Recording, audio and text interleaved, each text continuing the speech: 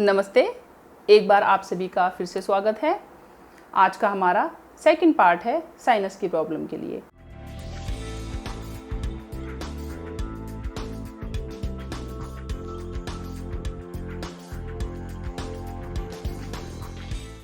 जिसमें आज मैं आपको सूत्र नीति करना सिखाऊंगी।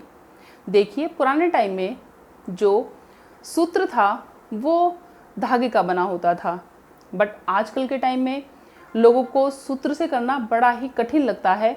इसलिए हमने इसको थोड़ा सा चेंज किया है। उसमें अब रबड़ नीति से कराया जाता है। रबड़ नीति थोड़ा आसान होता है, नोज़ के अंदर आराम से जाता है और आराम से निकल आता है आपके मुंह से। इसीलिए हम रबड़ नीति से प्रैक्टिस करते हैं। और रबड़ नीति के फ़ायदे क्या क्या हैं, उसके लिए आपको पार्ट 1 में जाना पड़ेगा, जिसमें मैंने आपको जल नीति सिखाई है। उसमें मैंने आपको सारे फ़ायदे उसमें बताए हुए हैं। चलिए, इसके लिए हमें फिर से बाहर जाना पड़ेगा। आइए मेरे साथ। तो इस तरह से देखिए, आप सरसों का तेल लीजिए, उसमें रबड़ की नीति को इस तरह से एक बार डिप करें और धीरे से अपनी नाक में इंसर्ट करें।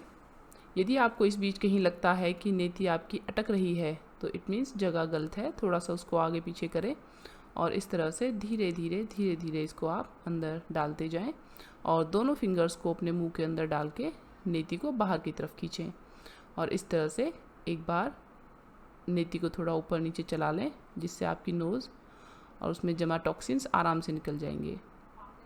आपने देखा, रबड़ नीति करना भी बहुत मुश्किल नहीं है, बट मेक श्योर कि किसी अच्छे योग शिक्षक के अंडर में आप इसे करें। छोटी सी ट्रिक अगर आपको समझ में आ गई एक बार में, तो आप इसको आसानी से कर पाएंगे।